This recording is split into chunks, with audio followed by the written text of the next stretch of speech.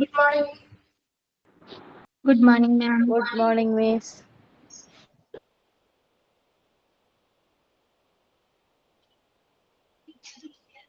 Okay, നമ്മൾ കഴിഞ്ഞ ക്ലാസ്സിൽ എവിടെ വരെ എടുത്തു നിർത്തിയത്? സെക്കൻഡ് വൺ വരെയല്ലേ എടുത്തു നിർത്തിയത്? അതെ മാം. നമ്പർ വരെ. ഓക്കെ.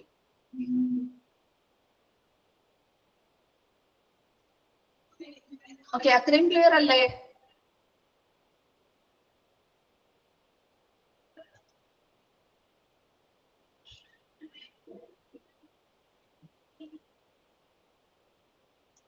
ഓക്കെ, നെക്സ്റ്റ് നമ്മള് national board for quality promotion ആണ് പറയാൻ പോകുന്നത് കേട്ടോ.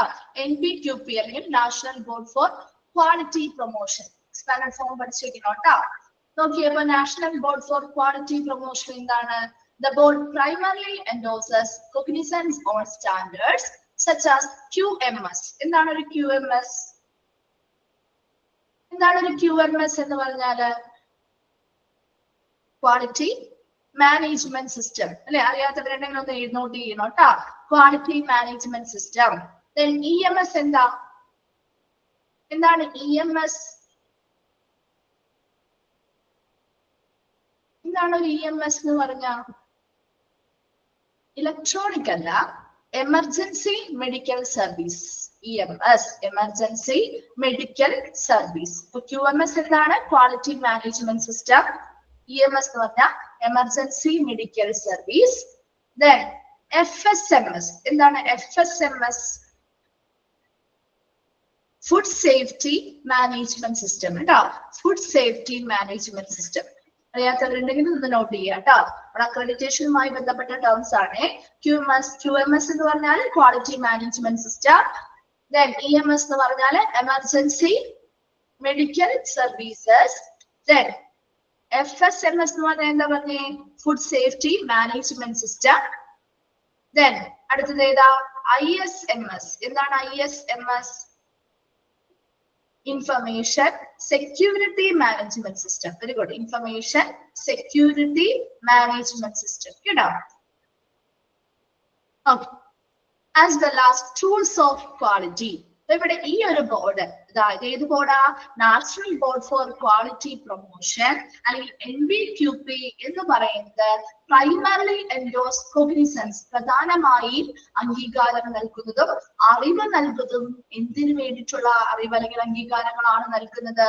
ഓൺ സ്റ്റാൻഡേർഡ്സ് സച്ച് ആസ്, എന്തിലുള്ള സ്റ്റാൻഡേർഡ്സ് അല്ലെങ്കിൽ മാനദണ്ഡങ്ങൾക്കാണ്? QMS ക്വാളിറ്റി മാനേജ്മെന്റ് സിസ്റ്റത്തില്, EMS എമർജൻസി മെഡിക്കൽ സർവീസുകളുമായി ബന്ധപ്പെട്ട സ്റ്റാൻഡേർഡ്സിന്, FSMS ഫുഡ് സേഫ്റ്റി മാനേജ്മെന്റ് സിസ്റ്റവുമായി ബന്ധപ്പെട്ട സ്റ്റാൻഡേർഡ്സ്, അതുപോലെ ISMS അല്ലെ ഇന്റർനാഷണൽ ഇൻഫർമേഷൻ സെക്യൂരിറ്റി മാനേജ്മെന്റ് സിസ്റ്റവുമായി ബന്ധപ്പെട്ട സ്റ്റാൻഡേർഡ്സ്. ഈ പറയുന്ന നാല് സ്റ്റാൻഡേർഡ്സുകളുമായി ബന്ധപ്പെട്ടതും as well as tools of quality, ഗുണനിലവാരവുമായി ബന്ധപ്പെട്ട വിവിധ ടൂളുകളുമായി ബന്ധപ്പെട്ട സ്റ്റാൻഡേർഡ്സിനെ കുറിച്ചുള്ള ഒരു അറിവും അംഗീകാരവുമാണ് പ്രധാനമായിട്ടും ഈ ബോർഡ് നൽകുന്നത്. ഏത് ബോർഡിനെ കുറിച്ചാണ് നമ്മൾ പറയുന്നത്? NBQP എന്ന് പറയുന്ന ഈ ബോർഡ് പ്രധാനമായിട്ടും എന്തിനെ കുറിച്ചുള്ള അംഗീകാരവും അറിവുമാണ് നൽകുന്നത്? എന്തിനെ കുറിച്ചുള്ള സ്റ്റാൻഡേർഡ്സ് അല്ലെങ്കിൽ മാനദണ്ഡങ്ങളാ? QMS, EMS, FSMS and ISMS. ഇവയുമായിട്ടും അതോടൊപ്പം തന്നെ ഗുണനിലവാരവുമായി ബന്ധപ്പെട്ട അല്ലെങ്കിൽ ക്വാളിറ്റി ടൂൾസുമായി ബന്ധപ്പെട്ട കാര്യങ്ങളെ കുറിച്ചുമുള്ള മാനദണ്ഡങ്ങളെ കുറിച്ചുള്ള അംഗീകാരവും അറിവുമാണ് ഈ ബോർഡ് പ്രധാനമായിട്ടും നൽകുന്നത്. Then next വരുന്നത് consequently then it empowers businesses to compete for better quality standards. ഇതിന്റെ ഫലമായിട്ട് ഓരോ ബിസിനസ്സുകളെയും ഇവർ എന്ത് ചെയ്യുന്നു? എംപവർ ചെയ്യുന്നു അല്ലെങ്കിൽ അവരെ പ്രാപ്തരാക്കുന്നു. എന്തിനു വേണ്ടി? To compete for better quality standards. നല്ല നിലവാരമുള്ള, നല്ല ഗുണനിലവാരമുള്ള മാനദണ്ഡങ്ങൾക്കനുസരിച്ചുള്ള ഒരു കോമ്പീറ്റൻസ് അല്ലെങ്കിൽ ഒരു മത്സരാധിഷ്ഠിതമായ ആ ഒരു നിലയിലേക്ക്, ഒരു നിലവാരത്തിലേക്ക് എത്താനായിട്ട് ഇത് ഓരോ ബിസിനസ്സുകാരെയും പ്രാപ്തരാക്കുന്നുണ്ട് അല്ലെ. അപ്പൊ ഇങ്ങനെയുള്ള സ്റ്റാൻഡേർഡ്സിനെ കുറിച്ചുള്ള കൃത്യമായ അറിവും അത് അവർ പാലിച്ചു കഴിഞ്ഞാൽ അതിനനുസരിച്ചുള്ള അംഗീകാരവും അവർക്ക് നൽകുന്നതിലൂടെ അവർക്ക് എന്താണ്, ഒരു മത്സരാധിഷ്ഠിതമായിട്ടുള്ള ഒരു ബിസിനസ്സിൽ ഒരു നല്ല ഗുണനിലവാരം നിലനിർത്താനായിട്ട് അവരെ പ്രാപ്തരാക്കുന്നില്ലേ? ഉണ്ടോ? മറ്റുള്ള സ്ഥാപനങ്ങളെ അപേക്ഷിച്ച് ഇവരിത് ഫോളോ ചെയ്യുന്ന സമയത്ത് അവരെ അതിനുവേണ്ടി പ്രാപ്തരാക്കുകയാണ് ചെയ്യുന്നത് അല്ലെ. ആ സ്ഥാപനങ്ങള് മറ്റുള്ള ഒരു കോമ്പീറ്റ് ആയിട്ടുള്ള സ്ഥാപനങ്ങളെ അപേക്ഷിച്ച് നോക്കുമ്പോൾ ഇവർ ആ ഒരു നല്ല നിലവാരമുള്ള ഗുണനിലവാരമുള്ള സ്റ്റാൻഡേർഡ്സ് പാലിക്കുന്നതിലേക്ക് ഇവരെ അതിലേക്ക് പ്രാപ്തരാക്കുകയും ചെയ്യുന്നുണ്ട്. Then the board currently consists of 26 members and one of the main motive is to achieve the main objective of QCA to facilitate the national quality campaign. ഈ ബോർഡ് നിലവില് എത്ര മെമ്പേഴ്സ് ആണുള്ളത്? 26 മെമ്പേഴ്സ് ആണ് കേട്ടോ. 26 members ആണുള്ളത്. ഇനി ഈ ഒരു ബോർഡിന്റെ പ്രധാന മോട്ടീവ് അല്ലെങ്കിൽ ലക്ഷ്യം എന്ന് പറയുന്നത് is to achieve the main objective of QCA. QCAയുടെ പ്രധാന ലക്ഷ്യങ്ങൾ നിറവേറ്റുക and to facilitate the national quality campaign. National quality ക്യാമ്പയിനുകളെ സുഗമമാക്കുകയും ചെയ്യുക. Then the National Board of Quality Promotion is reformed every 4 years and will include the Federation of Indian Small and Micro and Medium Enterprises. കേട്ടിട്ടുണ്ടോ? FISME കേട്ടിട്ടുണ്ടോ? അത് expanded form ചോദിക്കാട്ടോ. FISME കേട്ടിട്ടുണ്ടോ? ഇല്ല. MSME എന്നൊക്കെ പറയുന്ന പ്രോഗ്രാം കേട്ടിട്ടുണ്ടോ?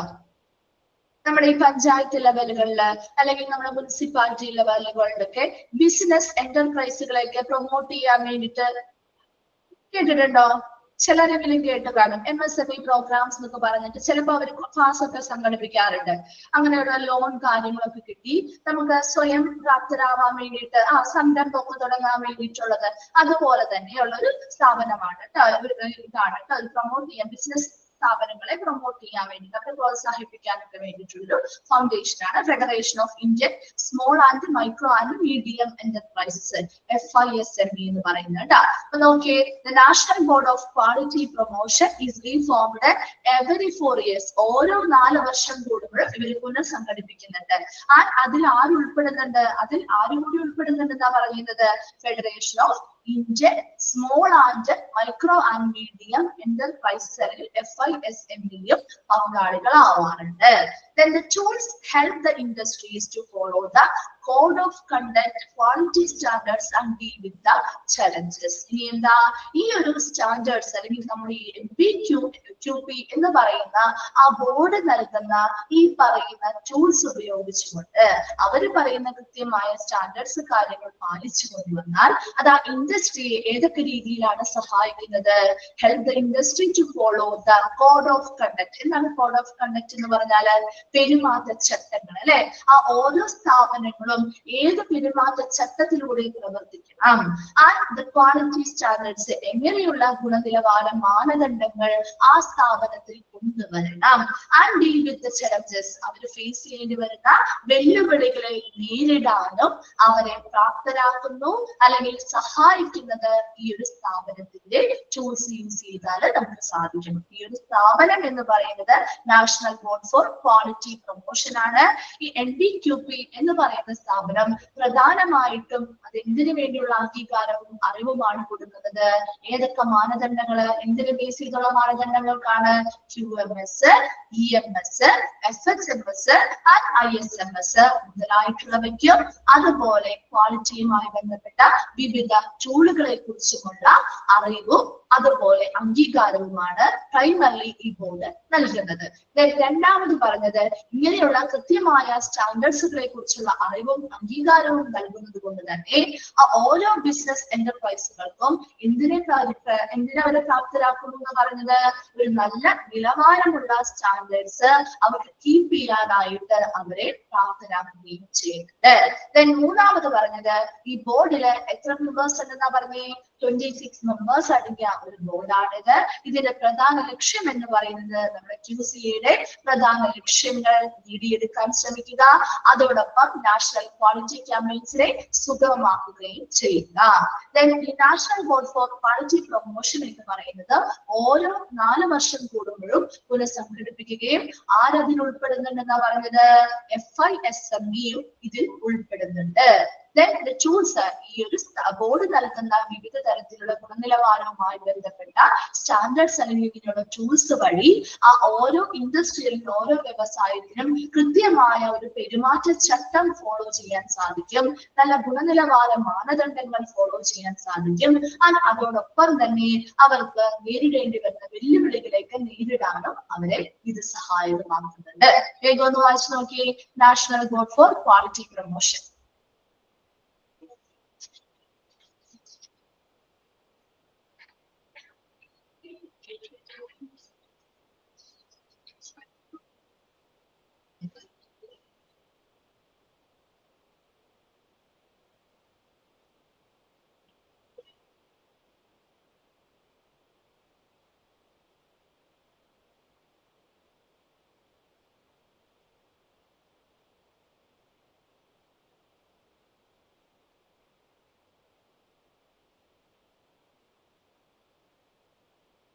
വായിച്ചു കഴിയുമ്പോൾ ഒന്ന് റിപ്ലൈ ചെയ്യണേ.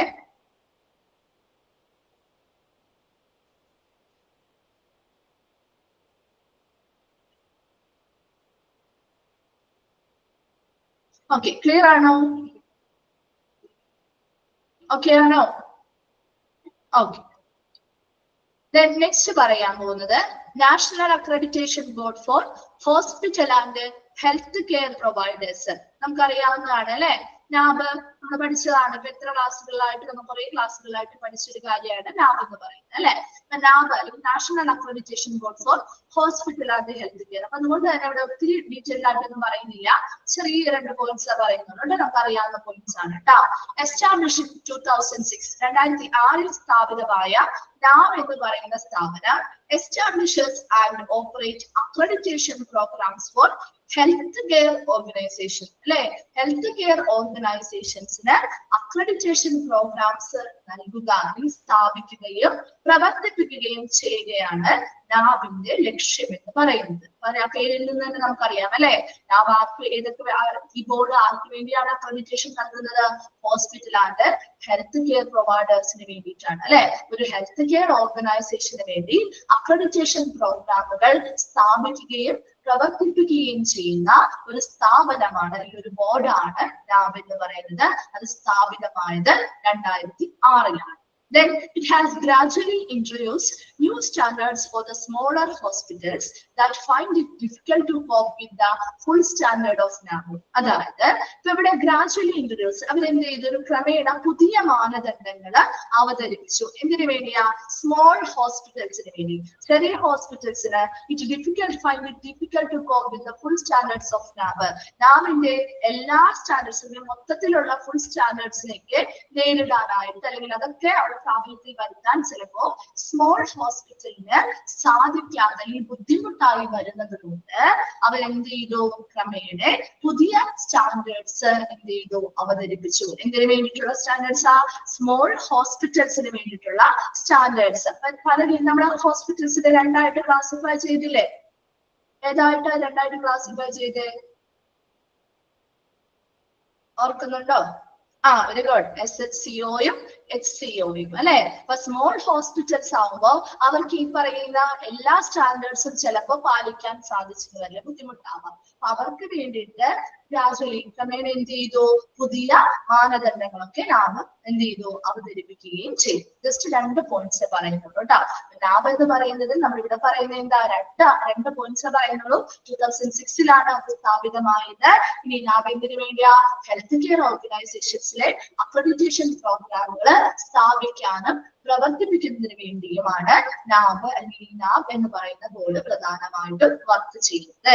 ദെൻ ഇവിടെ സ്മോൾ ഹെൽത്ത് ഹോസ്പിറ്റൽസിനൊന്നും ചിലപ്പോൾ നമ്മൾ ഈ ഫുൾ സ്റ്റാൻഡേർഡ്സ് ഓഫ് നാബ് ഒന്നും പാലിക്കാനായിട്ടോ അല്ലെങ്കിൽ അവിടെ കൊണ്ടുവരാനായിട്ടോ ബുദ്ധിമുട്ടുകൾ ഉള്ളത് കൊണ്ട് തന്നെ അവിടെ എന്ത് ചെയ്തു, നാബ് ക്രമേണ പുതിയ രീതിയിലുള്ള അല്ലെങ്കിൽ പുതിയ മാനദണ്ഡങ്ങൾ അവർക്ക് വേണ്ടിയിട്ട് അവതരിപ്പിക്കുകയും ചെയ്തു.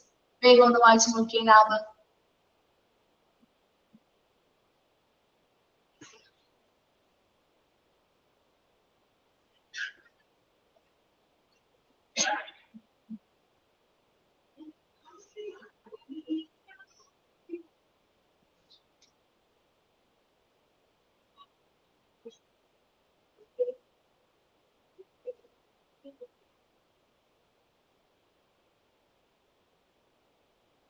ക്ലിയർ ആണോ? ഓക്കെ അല്ലേ? ഇതിന് പറയണ്ടല്ലോ നാബ്, അറിയാം അല്ലെ? ദെൻ തേർഡ് വൺ ആണ് നെക്സ്റ്റ് വരുന്നതാണ്, ലാസ്റ്റ് വൺ ആണ് കേട്ടോ. നമ്മൾ എത്ര എണ്ണം ഉള്ളെന്ന് പറഞ്ഞു? ഒരു 5 ബോർഡ് ഉണ്ടെന്നല്ലേ പറഞ്ഞത്, ആണോ? ആ 5 ബോർഡില് 5ാമത്തെ ബോർഡാണ് കേട്ടോ അത്. National accreditation board four testing and calibration laboratories. നമ്മുടെ ലബോറട്ടറിയുമായി ബന്ധപ്പെട്ടുള്ള അക്രഡിറ്റേഷൻ അല്ലെങ്കിൽ അംഗീകാരം നൽകുന്ന ബോർഡാണ് NABL. കേട്ടിട്ടുണ്ടോ പേര്? NABL എന്ന് പറയുന്ന പേര് കേട്ടിട്ടുണ്ടോ? കേട്ടിട്ടുണ്ട്. Okay. Okay, NABL is registered under Societies Registration Act 1816. Underline ചെയ്തേ, Societies Registration Act 1860 1860 Societies Registration Actലാണ് NABL register ചെയ്തിരിക്കുന്നത്. സൗണ്ട് കുറവ് തോന്നുന്നുണ്ടോ? മിസ് പറയുന്നത് കേൾക്കുന്നുണ്ടോ? എനിക്ക് ഇത്തിരി ബുദ്ധിമുട്ടുണ്ട്, അതുകൊണ്ടാണ് കേട്ടോ. മിസ്സിന് അധികം സൗണ്ട് ഉള്ള പോലെ തോന്നുന്നില്ല, അതുകൊണ്ടാണ് ചോദിക്കുന്നത്. കേൾക്കാൻ പറ്റുന്നുണ്ടോ? ഓക്കെ. അപ്പോ 1860 സൊസൈറ്റീസ് രജിസ്ട്രേഷൻ ആക്ടില് രജിസ്റ്റർ ചെയ്താണ് NABL പ്രവർത്തിക്കുന്നത്. ഇനി എന്താണ് ഒരു സൊസൈറ്റീസ് രജിസ്ട്രേഷൻ ആക്ട് എന്ന് പറഞ്ഞാൽ? ശരിക്കും നമ്മുടെ ബ്രിട്ടീഷ് ഇന്ത്യയിലെ ഒരു നിയമനിർമ്മാണമാണ് കേട്ടോ. ബ്രിട്ടീഷ് ഇന്ത്യയിലെ നിയമനിർമ്മാണമാണ് സൊസൈറ്റീസ് രജിസ്ട്രേഷൻ ആക്ട് എന്ന് പറയുമ്പോൾ. ഏതൊക്കെ സൊസൈറ്റീസ് ആയിരിക്കും ഇതിൽ രജിസ്ട്രേഷൻ ചെയ്യുന്നിട്ടുണ്ടാവുക? ഏതൊക്കെ സൊസൈറ്റീസ് ആയിരിക്കും? ഏതൊക്കെ സൊസൈറ്റീസ് ആയിരിക്കാം? ഒന്ന് ആലോചിച്ച് നോക്കി. നമ്മുടെ സൊസൈറ്റിക്ക് ബെനിഫിഷ്യൽ ആവുന്ന അല്ലെ, സൊസൈറ്റിക്ക് എന്താണ്, സമൂഹത്തിന് പ്രയോജനകരമാവുന്ന രീതിയിലുള്ള സൊസൈറ്റികൾ. ചിലപ്പോൾ വിദ്യാഭ്യാസപരമായിട്ടുള്ളതാവാം, തൊഴിൽപരമായിട്ടുള്ളതാവാം, അല്ലെങ്കിൽ നമ്മുടെ ആരോഗ്യവുമായി ബന്ധപ്പെട്ട രീതിയിലുള്ള സൊസൈറ്റികളാണ് പ്രധാനമായിട്ടും ഇവിടെ എന്ത് ചെയ്തിരിക്കുന്നത്, രജിസ്ട്രേഷൻ ചെയ്തിരിക്കുന്നത് കേട്ടോ. അങ്ങനെയുള്ള സ്ഥാപനങ്ങൾക്കുള്ള രജിസ്ട്രേഷൻ ആണ് ഇവിടെ പ്രധാനമായിട്ടും ഉൾപ്പെടുത്തിയിരിക്കുന്നത്. അപ്പൊ അങ്ങനെയുള്ള സ്ഥാപനങ്ങൾ ജസ്റ്റ് വെറുതെ പ്രവർത്തിച്ചാൽ പോലെ അല്ലെ, അത് ഒരു സൊസൈറ്റി ആയിട്ട് അത് കൃത്യമായിട്ട് രജിസ്റ്റർ ചെയ്തായിരിക്കണം പ്രവർത്തിക്കേണ്ടത് അല്ലെ. അപ്പൊ അതിനു വേണ്ടിയിട്ട് അങ്ങനെ ഉൾപ്പെട്ടിരിക്കുന്ന നമ്മുടെ സൊസൈറ്റിക്ക് പ്രയോജനകരമായിട്ട് നിലനിൽക്കുന്ന അങ്ങനെ ഉൾപ്പെടുത്തിയിരിക്കുന്ന സൊസൈറ്റികളുടെ രജിസ്ട്രേഷൻ, അങ്ങനെയുള്ള സ്ഥാപനങ്ങളുടെ രജിസ്ട്രേഷൻ ആണ് ഇവിടെ അനുവദിക്കുന്നത്. മനസ്സിലായോ? Societies registration act 1816. അപ്പൊ അതില് കീഴില് രജിസ്റ്റർ ചെയ്തിട്ടുള്ളവയാണ് എന്തെന്ന് പറയുന്നത്, NABL എന്ന് പറയുന്നത്. ഈ NABL നമുക്ക് എന്താണ്, സൊസൈറ്റിക്ക് പ്രയോജനകരമാവുന്ന ഒരു സ്ഥാപനമല്ലേ അല്ലെ. അതുകൊണ്ട് തന്നെ അതും നമ്മുടെ സൊസൈറ്റി രജിസ്ട്രേഷൻ ആക്ടില് എന്ത് ചെയ്തിട്ടുണ്ട്, രജിസ്റ്റർ ചെയ്തിട്ടുള്ള സ്ഥാപനമാണ്. Then the purpose of the board is to provide the industry and government with third-party schemes for the assessment of the technical competency and quality of pertaining bodies. ഇനി ഈ ഒരു NABL-ന്റെ പ്രധാന purpose അല്ലെങ്കിൽ ഉദ്ദേശം എന്ന് പറയുന്നത് of the board is to provide the industry and government, നമ്മുടെ വ്യവസായ മേഖലയിലും അതുപോലെ ഗവൺമെന്റിനും with third-party scheme, ഒരു മൂന്നാം കക്ഷി സ്കീം ഇതിനു വേണ്ടി for the assessment of technical competency, സാങ്കേതിക കഴിവും quality of pertaining bodies, എന്താ ബന്ധപ്പെട്ട സ്ഥാപനങ്ങളുടെ നിലവാരവും അതുപോലെ സാങ്കേതിക കഴിവും അസസ് ചെയ്യുക അല്ലെങ്കിൽ വിലയിരുത്തുന്നതിന് വേണ്ടി ഇൻഡസ്ട്രിക്കും ഗവൺമെന്റിനും വേണ്ടിയിട്ടുള്ള തേർഡ് പാർട്ടി സ്കീമായിട്ട്. അത് തേർഡ് പാർട്ടി എന്നതുകൊണ്ട് ഉദ്ദേശിക്കുന്നത് എന്തായിരിക്കാം? എന്തെങ്കിലും ഒരു തേർഡ് പാർട്ടി സ്കീമായിട്ട് അസസ്മെന്റ് നടത്തുന്നു എന്ന് ഉദ്ദേശിക്കുന്നത് എന്തായിരിക്കാം?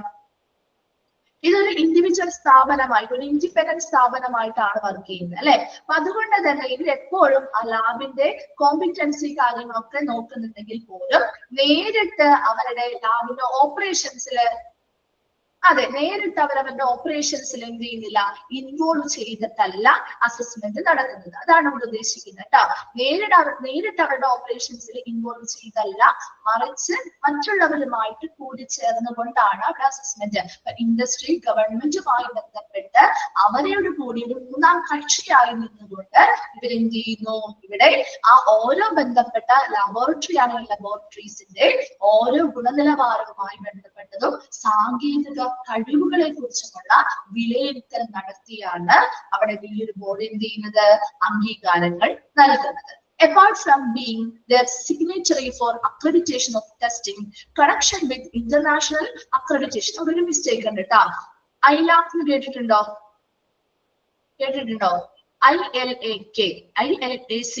ILAC അതിലെവിടെ ഒരു ഇന്റർനാഷണൽ എല്ലിന്റെ അവിടെ എന്തായിരിക്കും വരിക? ഇവിടെ ഒരു പേരുടെ മിസ്സിംഗ് ആണ്. എല്ലിന്റെ അവിടെ എന്തായിരിക്കും വരാം? അതെ, ലബോറട്ടറി എന്നാക്കാം കേട്ടോ. അവിടെ ഒന്ന് എഴുതി ചേർത്തേ, ഇന്റർനാഷണൽ ലബോറട്ടറി അക്രഡിറ്റേഷൻ കോർപ്പറേഷൻ എന്നാണ്. International laboratory accreditation corporation. Okay, എഴുതണം കേട്ടോ, അല്ലെങ്കിൽ നിങ്ങൾക്ക് അത് ഫുൾ ഫോം കിട്ടില്ല കേട്ടോ. ഇന്റർനാഷണൽ ലബോറട്ടറി അക്രഡിറ്റേഷൻ കോർപ്പറേഷൻ കേട്ടോ. Then Asia Pacific Laboratory Accreditation Corporation are maintained by NABL. NABL എന്ന് പറയുന്നത് apart from being their signatory for accreditation of testing, അതായത് ടെസ്റ്റുകളുമായി ബന്ധപ്പെട്ട് നമ്മുടെ പലതരത്തിലുള്ള ടെസ്റ്റുകളുടെ അടിസ്ഥാനത്തിൽ അവർ എന്ത് ചെയ്യുന്നുണ്ട്, അക്രഡിറ്റേഷൻ ആയിട്ട് ഒരു സിഗ്നേച്ചറി. എന്താണ് സിഗ്നേച്ചറി എന്ന് പറഞ്ഞാൽ ഒപ്പുവെച്ച് നൽകുക മാത്രമല്ല ശരിക്കും NABL നൽകുക എന്ന് പറയുന്നത്. അത് കൂടാതെ എന്തുമായിട്ടുള്ള ഒരു കണക്ഷൻ അല്ലെങ്കിൽ എന്തുമായിട്ടുള്ള ഒരു ബന്ധവും കൂടി അവർ പരിപാലിക്കുന്നുണ്ട്. International laboratory accreditation corporation. നമ്മുടെ NABL എന്ന് പറയുന്നത് നാഷണൽ ആണ് അല്ലെ. അപ്പൊ ഇന്റർനാഷണൽ ലബോറട്ടറി അക്രഡിറ്റേഷൻ കോർപ്പറേഷൻ ആ ബോർഡുമായിട്ടും അതുപോലെ തന്നെ Asia Pacific laboratory accreditation corporation, ഇതൊക്കെ ഇന്റർനാഷണൽ ലെവലിലുള്ള ഓരോ ബോർഡുകളാണ് കേട്ടോ. അതിനെക്കുറിച്ച് നമുക്ക് എക്സ്ട്രാ പഠിക്കാനൊന്നുമില്ല, ജസ്റ്റ് ആ പേരും അതിന്റെ എക്സ്പാൻഡ് ഫോമും നോക്കിയാൽ മതി കേട്ടോ. ഇവരുമായിട്ടുള്ള നല്ല കണക്ഷൻസും ആര് മെയിൻറ്റെയിൻ ചെയ്യുന്നുണ്ടെന്നാ പറയുന്നത്, NABL മെയിൻറ്റെയിൻ ചെയ്യുന്നത്. കാരണം ഈ NABL ഹയർ അതോറിറ്റീസ് ആണ് ഇവരൊക്കെ അല്ലെ, ഇന്റർനാഷണൽ ലെവലിലുള്ള അതോറിറ്റീസ് ആണ്. ഇവരുമായിട്ട് നല്ലൊരു കണക്ഷൻ ഇവർ വെക്കുന്നുണ്ട്. അതോടൊപ്പം തന്നെ ഈ പറയുന്ന പലതരത്തിലുള്ള ടെസ്റ്റിങ്ങും കാര്യങ്ങളും ഒക്കെ ചെയ്ത് ബന്ധപ്പെട്ട ലബോറട്ടറികൾക്ക് അക്രഡിറ്റേഷന് വേണ്ടിയിട്ടുള്ള സിഗ്നേച്ചറി അല്ലെങ്കിൽ ഒപ്പുവെച്ച് നൽകുകയും ചെയ്യുന്നുണ്ട്. മനസ്സിലായോ? NABL എന്താണ് ജസ്റ്റ് ഒന്നുകൂടി പറയാം കേട്ടോ. NABL എന്ന് പറയുന്നത് സൊസൈറ്റീസ് രജിസ്ട്രേഷൻ ആക്ട് 1860 കീഴിൽ രജിസ്റ്റർ ചെയ്തിട്ടുള്ള സ്ഥാപനമാണ്. ഇതിന്റെ പ്രധാന പർപ്പസ് എന്ന് പറയുന്നത് ഇൻഡസ്ട്രി ആൻഡ് ഗവൺമെന്റ്സ് മുതലായവയ്ക്ക് വേണ്ടി ഒരു തേർഡ് പാർട്ടി സ്കീം ആയിട്ടാണ് ഇതിന് പ്രവർത്തിക്കുന്നത്. അതിലൂടെ ഈ പറയുന്ന ബന്ധപ്പെട്ട ബോഡികൾക്ക്, ലബോറട്ടറി ആണെങ്കിൽ ലബോറട്ടറീസിനൊക്കെ അവരുടെ ടെക്നിക്കൽ കോമ്പീറ്റൻസ്, സാങ്കേതിക കഴിവുകളെയും ഗുണനിലവാരത്തെയും കൃത്യമായി വിശകലനം ചെയ്ത് വിലയിരുത്തി അവർക്ക് ആവശ്യമായിട്ടുള്ള അക്രഡിറ്റേഷന് അംഗീകാരം നൽകുന്നു. Then apart from being their signatory, അവർ ആ ഒരു അക്രഡിറ്റേഷന് വേണ്ടിയുള്ള ടെസ്റ്റിങ്ങുകൾ നടത്തി ഒപ്പുവെച്ച് നൽകുക മാത്രമല്ല ചെയ്യുന്നത്, മറിച്ച് ILAC അല്ലെ അതുപോലെ തന്നെ APLAC മുതലായിട്ടുള്ളവയുമായിട്ട് നല്ലൊരു ബന്ധം അല്ലെങ്കിൽ ഒരു കണക്ഷൻ കൂടി ഈ NABL അവിടെ പരിപാലിക്കുന്നുണ്ട്. വേഗം ഒന്ന് വായിച്ചു നോക്കി NABL.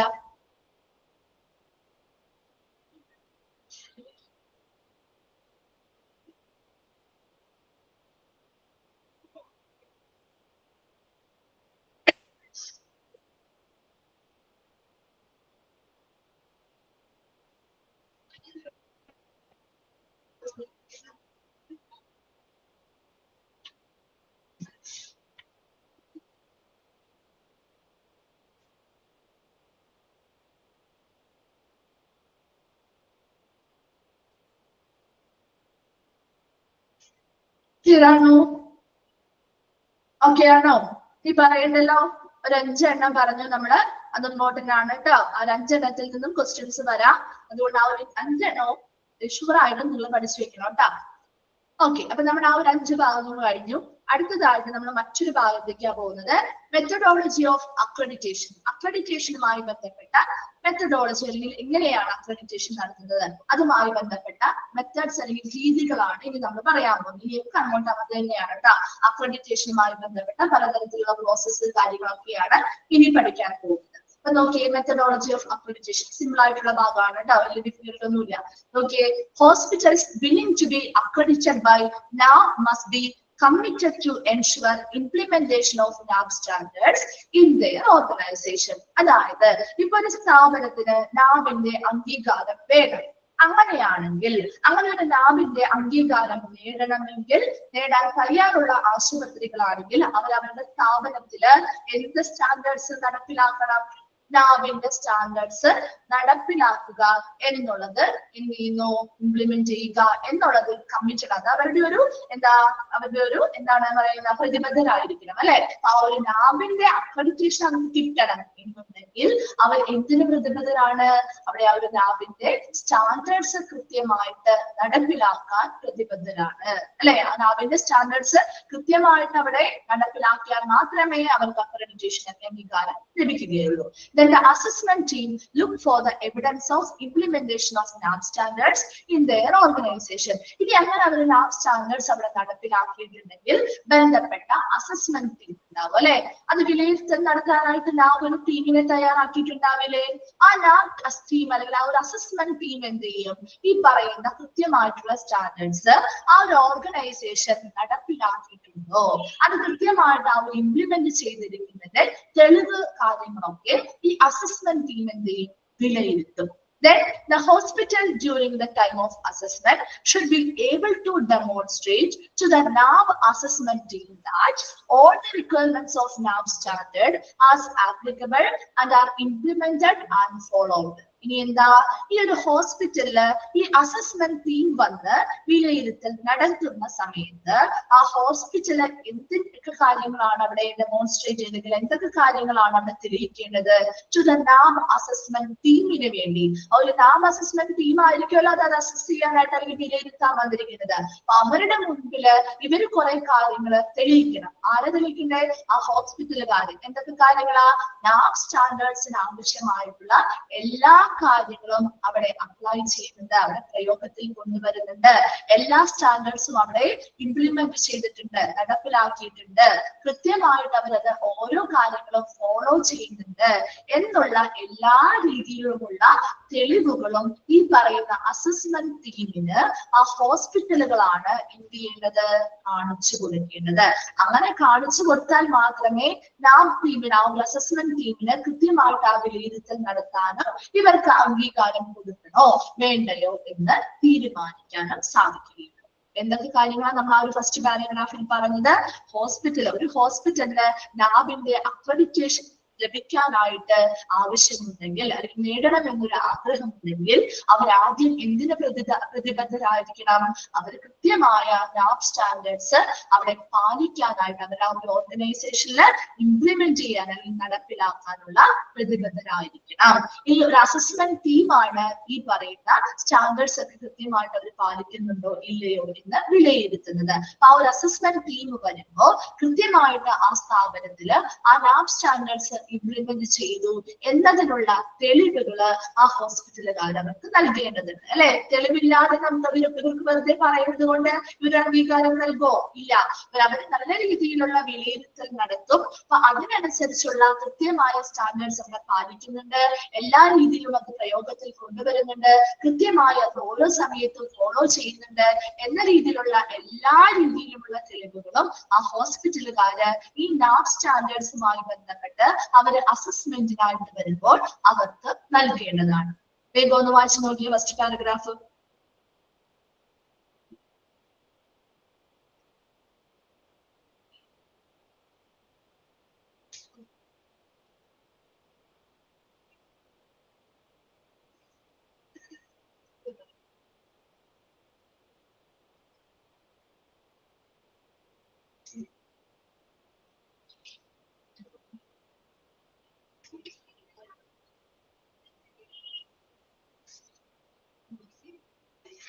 ക്ലിയർ ആണോ?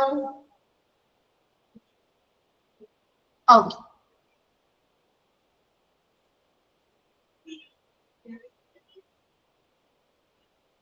നെക്സ്റ്റ് പറയുന്നത് eligibility to apply for hospital accreditation, healthcare organization, that is HCO, that fulfills the following requirements. ഇനി എന്തൊക്കെ റിക്വയർമെന്റ്സ് അല്ലെങ്കിൽ എന്തൊക്കെ കാര്യങ്ങള് എന്തൊക്കെ ആവശ്യകതകളാണ്? അതായത് ഒരു ഹെൽത്ത് കെയർ ഓർഗനൈസേഷനിൽ HCOന് ഹോസ്പിറ്റലിലെ അക്രഡിറ്റേഷൻ ലഭ്യമാകാൻ അല്ലെങ്കിൽ അക്രഡിറ്റേഷന് വേണ്ടിയുള്ള യോഗ്യതയ്ക്ക് അപേക്ഷിക്കുന്നതിന് വേണ്ടി, അപ്പൊ ഒരു ഹോസ്പിറ്റൽ ആകുമ്പോൾ ആ ഹോസ്പിറ്റൽ എന്ത് ചെയ്യണം? അക്രഡിറ്റേഷൻ വേണമെങ്കിൽ അതിനനുസരിച്ചുള്ള യോഗ്യതകൾക്കനുസരിച്ച് അവർ അപേക്ഷ നൽകണം, അല്ലെ? അല്ലാതെ വെറുതെ ഇങ്ങോട്ട് വന്നാൽ അവർ തരുമോ? ഇല്ല. ഒരു ഹോസ്പിറ്റലിൽ ഒരു അക്രഡിറ്റേഷൻ വേണമെങ്കിൽ അവർ ആ കൃത്യമായ എലിജിബിലിറ്റി അല്ലെങ്കിൽ യോഗ്യതകൾക്കനുസരിച്ച് ഒരു അപേക്ഷ വെക്കണം, ലാബിലേക്ക് ഒരു ആപ്ലിക്കേഷൻ വെക്കണം, അതിനുവേണ്ടി അപ്ലൈ ചെയ്യണം ആ യോഗ്യത കിട്ടുന്നതിന് വേണ്ടി. അപ്പൊ അങ്ങനെ അപേക്ഷിക്കണമെങ്കിൽ ആ യോഗ്യതയ്ക്ക് അപേക്ഷിക്കാനായിട്ട് ഈ HCO അല്ലെങ്കിൽ ഹെൽത്ത് കെയർ ഓർഗനൈസേഷനിൽ എന്തൊക്കെ ആവശ്യകതകളാണ് കൃത്യമായിട്ടും അവര് ഫോളോ ചെയ്യുന്നത്, അത് എന്തൊക്കെ ആവശ്യകതകൾ നിറവേറ്റിയാലാണ് ആ ഒരു ഹെൽത്ത് കെയർ ഓർഗനൈസേഷനിൽ അക്രഡിറ്റേഷൻ ലഭ്യമാകുന്നത് പറയാം. അവിടെ അപേക്ഷ നൽകണമെങ്കിൽ ഈ പറയുന്ന കാര്യങ്ങളുള്ള യോഗ്യതകൾ വേണം. നമുക്ക് എന്തൊരു ആപ്ലിക്കേഷനും അവര് കുറച്ച് എലിജിബിലിറ്റി ചോദിക്കാറില്ലേ? ഇല്ലേ? നമ്മളിപ്പോ ഒരു +2 കഴിഞ്ഞ് അല്ലെങ്കിൽ ഒരു ഡിഗ്രി കഴിഞ്ഞ് അടുത്തൊരു കോഴ്സിന് നമ്മൾ ചേരണമെങ്കിൽ അവർ എലിജിബിലിറ്റി ചോദിക്കും, അല്ലെ? ഏത് കോഴ്സാണ് പഠിച്ചത്, ഇതുമായി ബന്ധപ്പെട്ട് എത്ര വർഷത്തെ എക്സ്പീരിയൻസ് ഉണ്ടായിരുന്നു, അല്ലെ? അങ്ങനെ ഒരുപാട് കാര്യങ്ങൾ അവർ ചോദിക്കാറില്ലേ? അതുപോലെ തന്നെ ഇവിടെ ലാബിന്റെ അംഗീകാരം കിട്ടണമെങ്കിലും ആ ഹോസ്പിറ്റലുകാർക്ക് കുറച്ച് എലിജിബിലിറ്റി അല്ലെങ്കിൽ യോഗ്യത വേണം. ആ യോഗ്യത ഉണ്ടെങ്കിൽ മാത്രമേ ആ ഹോസ്പിറ്റലിൽ എന്ത് ചെയ്യാൻ പറ്റുള്ളൂ? അവിടെ ലാബിലേക്ക് അക്രഡിറ്റേഷന് വേണ്ടി അപേക്ഷ വയ്ക്കാൻ പറ്റുള്ളൂ. മനസ്സിലായോ? അപ്പൊ അതിന് എന്തൊക്കെ യോഗ്യതകളാണ് അല്ലെങ്കിൽ എന്തൊക്കെ കാര്യങ്ങള് നിറവേറ്റിയാലാണ് അവർക്ക് ആ യോഗ്യത കിട്ടുന്നത്, അതാണ് നമ്മൾ താഴെ പറയുന്നത് കേട്ടോ. Okay, first point, currently in operation as a health care provider. അതായത് നിലവില് ഒരു ഹെൽത്ത് കെയർ പ്രൊവൈഡർ എന്ന നിലയിൽ ഇവര് പ്രവർത്തിക്കുന്നതായിരിക്കും. അതായത് പെട്ടെന്ന് തുടങ്ങിയ ഒരു ഹോസ്പിറ്റലൊന്നും അവർ അക്രഡിറ്റേഷൻ നൽകില്ല. നിലവിൽ കുറച്ച് നാളായിട്ട് ഇവർ ഈ പറയുന്ന ഹെൽത്ത് കെയർ പ്രൊവൈഡർ എന്ന നിലയിൽ പ്രവർത്തിക്കുന്ന ഒരു സ്ഥാപനമായിരിക്കണം. മനസ്സിലാവുന്നുണ്ടോ? Then it should be above 50 beds as hospital, below 50 beds will come under SHCO standards. പഠിച്ചിരുന്നു അല്ലെ? SHCOയും HCOയും തമ്മിലുള്ള വ്യത്യാസം എന്താ? എന്താണ് SHCOയും HCOയും തമ്മിലുള്ള വ്യത്യാസം? സ്മോൾ ഹെൽത്ത് കെയർ ഓർഗനൈസേഷൻ ബെഡിന്റെ കാര്യത്തിലല്ലേ വ്യത്യാസം വരുന്നത്, അല്ലെ? ബെഡിന്റെ കാര്യത്തിലല്ലേ വരുന്നത്. SHCO ആവുമ്പോ എത്ര ബെഡ്സ് ആയിരിക്കും? ബിലോ 50 ബെഡ്സ് ആയിരിക്കും, അല്ലെ? മോർ ദാൻ 50 ബെഡ്സ് ആണെങ്കിലോ അത് HCO ആണ്, ഹെൽത്ത് കെയർ ഓർഗനൈസേഷൻ എന്ന ഗ്രൂപ്പിലാണ് വരുന്നത്, അല്ലെ? അപ്പൊ ഇവിടെ എന്ന് പറയുന്നത് രണ്ട് രീതിയിലായിട്ട് തിരിച്ചിട്ടുണ്ട്. അതിൽ ലാബിന്റെ അക്രഡിറ്റേഷൻ കിട്ടാൻ വേണ്ടി ഇവിടെ ഏത് തരത്തിലുള്ള എത്ര ബെഡുകൾ വേണം എന്നാ പറയുന്നത്? HCOയ്ക്ക് അക്രഡിറ്റേഷൻ കിട്ടണമെങ്കിൽ നിലവിൽ അവര് ഹെൽത്ത് കെയർ പ്രൊവൈഡേഴ്സ് ആയിട്ട് കുറച്ച് നാള് പ്രവർത്തിക്കുന്നവരായിരിക്കണം.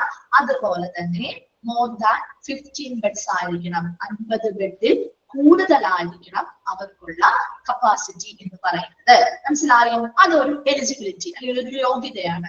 ആ ഒരു യോഗ്യത ഇല്ലാത്തവർക്ക് അക്രഡിറ്റേഷൻ നൽകാനായിട്ട് ഇവർ തയ്യാറാവില്ല. അപ്പൊ ആപ്ലിക്കേഷൻ കൊടുക്കുന്നതിന് മുൻപ് ഈ പറയുന്ന യോഗ്യതകളുണ്ടോ എന്ന് ചെക്ക് ചെയ്ത് ഉറപ്പ് വരുത്തിയാൽ മാത്രമേ ഇവർക്ക് അതിനു വേണ്ടി അപ്ലൈ ചെയ്യാൻ പറ്റുള്ളൂ. അപ്പൊ ഒന്നാമത്തത് നിലവില് അവർ ആ ഒരു ഓപ്പറേഷൻ അല്ലെങ്കിൽ ഹെൽത്ത് കെയർ പ്രൊവൈഡർ എന്ന നിലയിൽ പ്രവർത്തിക്കുന്നവരായിരിക്കണം. രണ്ടാമത്തത് HCO ആയതുകൊണ്ട് തന്നെ അവിടെ above 50 ബെഡ്സും ഉണ്ടായിരിക്കണം. 50 ബെഡ്സിന് ബിലോ ആയാലും എന്താ പറ്റത്? SHCOയിലേക്ക് മാറാം കേട്ടോ. അപ്പൊ അതിന്റെ സ്റ്റാൻഡേർഡ്സും കാര്യങ്ങളും വേറെയാണ് കേട്ടോ, രണ്ടിനും വ്യത്യാസമുണ്ട്.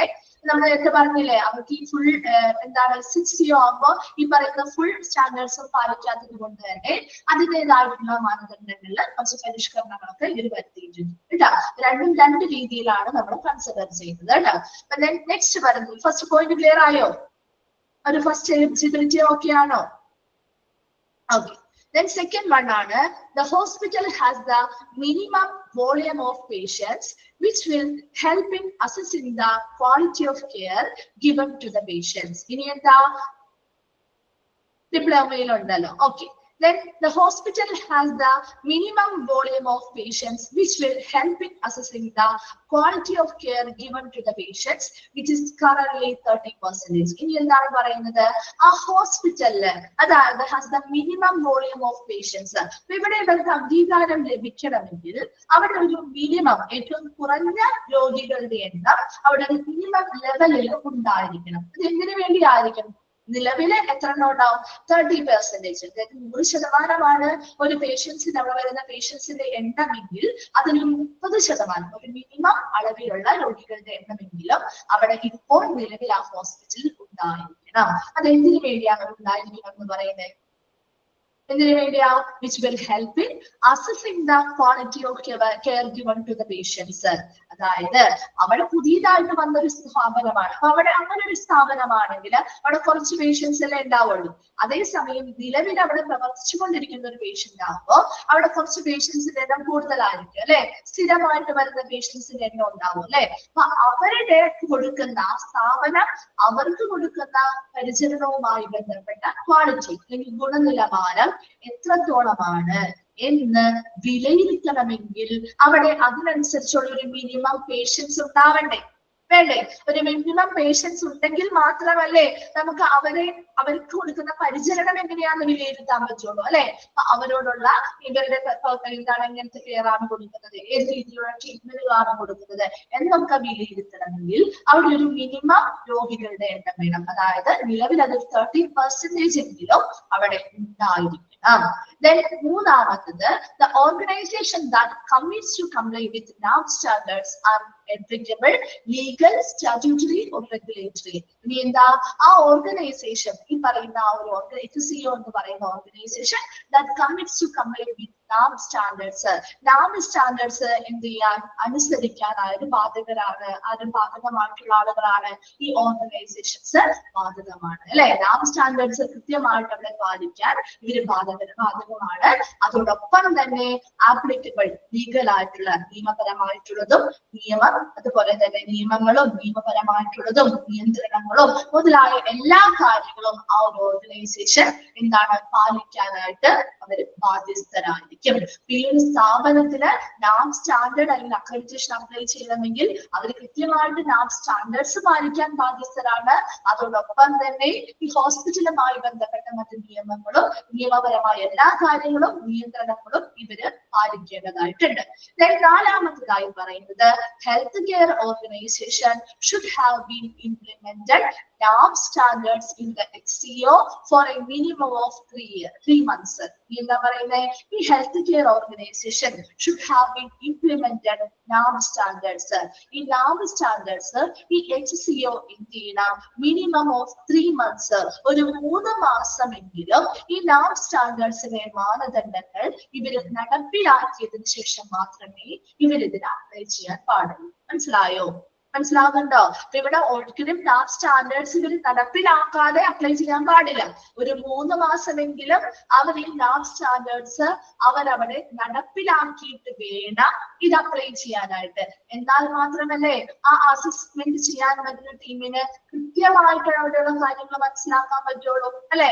അവിടെ കൊടുക്കുന്ന പരിചരണം, ഈ സ്റ്റാൻഡേർഡ് നടപ്പിലാക്കി കഴിഞ്ഞ് അവിടെ എന്തൊക്കെ കാര്യങ്ങളാണ് നടക്കുന്നതാണ് ശരിക്കും അവർ എന്ത് ചെയ്യുന്നത്, വിശകലനം ചെയ്യുന്നത് അല്ലെ. അല്ലാതെ പെട്ടെന്ന് ഒരു ദിവസമാകുമ്പോൾ NAAC സ്റ്റാൻഡേർഡ് സ്റ്റാർട്ട് ചെയ്തു, ഇങ്ങനെയുള്ള സ്റ്റാൻഡേർഡ് ഇവിടെ പാലിക്കുന്നു, അല്ലെങ്കിൽ പിറ്റേ ദിവസം തന്നെ വന്ന് അവർക്ക് വല്ലതും മനസ്സിലാവും ഇല്ല.